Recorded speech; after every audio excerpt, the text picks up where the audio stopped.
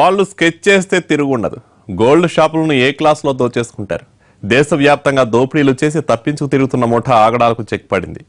2 ఏళ్ల క్రితం జరిగిన ఓ చోరీ కేసులో 6 నెలలు శ్రమించిన విశాఖ పోలీసులు గజ దొంగల ఆట కట్టించారు. ఎవరా గజ దొంగలు, ఎక్కడి నుంచి వచ్చారు, గోల్డ్ షాపులనే ఎందుకు టార్గెట్ చేస్తున్నారు?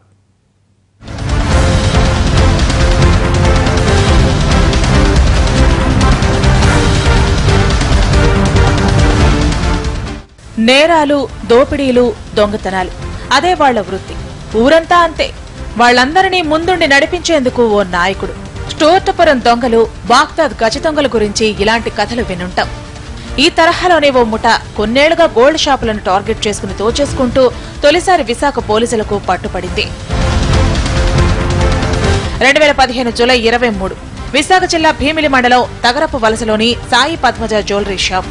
ఉదయం షాపు ఓపెన్ చేయగానే కళ్లు మూసి తెరిచేలోగా లక్షల రూపాయల విలువ చేసే బంగారం దోపిడీకి గురైంది.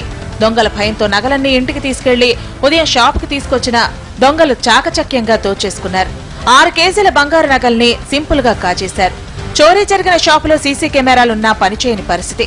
చుట్టుపక్కల ఎక్కడా నిఘా కెమెరాలు లేకపోవడంతో కేసు దర్యాప్తు పోలీసులకు సవాల్గా మారింది. దీంతో ఈ తరహా చోరీలు ఎక్కడెక్కడ జరిగాయో 6 నెలల పాటు ఆరా తీస్తే గానీ క్లూ లభించలేదు.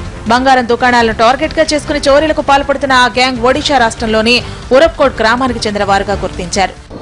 సారంగి ప్రధాన్ అనే అతను విలేజ్ హెడ్. అతను స్పెషల్ గా ఈ ఎర్రగొల్ల కమ్యూనిటీకి అతను హెడ్ అనమాట.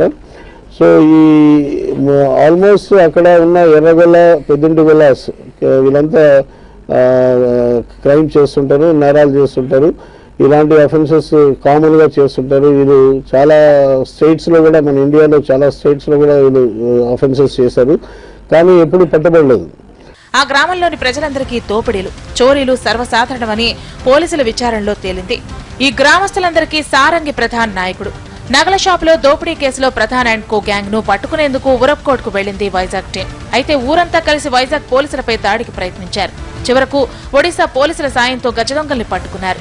సారంగి ప్రధాన్ తో పాటు మరో 3 అరెస్ట్ అయ్యారు. మొత్తం ఈ గ్యాంగ్ కు చెందిన 13 మంది నిందితుల్లో 8 మంది ఊచలు లెక్కపడుతుండగా మరో 5 పరారీలో ఉన్నారు. మొత్తం స్కీమ్ చేసింది బిమో ప్రధాన్ అని అతన్ని ఇప్పుడు అరెస్ట్ చేయడం జరిగింది. ఈ బిమో ప్రధాన్ ఈ సారంగి ప్రధాన్కి బ్రదర్ అవుతాడు. సో ఈ పర్టికులర్ అఫెన్స్ ని మొత్తం కాన్స్పిరసీ కానీ, ప్లానింగ్ కానీ, తర్వాత ఎగ్జిక్యూట్ అయ్యేటట్టు మొత్తం చేసింది బిమో ప్రధాన్. వైజాగ్ లో కాజేసిన నగలు చేతులు మారినట్టు విచారణలో తేలింది. దీంతో ఆ నగలు ఎవరి దగ్గరున్నాయో తేలాల్సి ఉంది. ఇప్పటి వరకు 1 కేజీ 337 గ్రాముల బంగారు ఆభరణాలు, 4.5 కిలోల వెండి, 1,80,000 నగదును పోలీసులు స్వాధీనం చేసుకున్నారు. 6 కేజీల బంగారాన్ని రికవరీ చేసే వరకు తమ దర్యాప్తు కొనసాగుతూనే ఉంటుందంటున్నారు పోలీసులు. దేశంలో ఎన్నో రాష్ట్రాల్లో దోపిడీలు, దొంగతనాలకు పాల్పడుతూ తప్పించుకు తిరుగుతున్న ఈ గోల్డ్ గజ దొంగలను తొలిసారిగా విశాఖ పోలీసులే అరెస్ట్ చేయగలగడం విశేషం. మరి ఈ దొంగల ఖాతాలో ఎన్ని సంచలన చోరీలున్నాయో తేలాలి.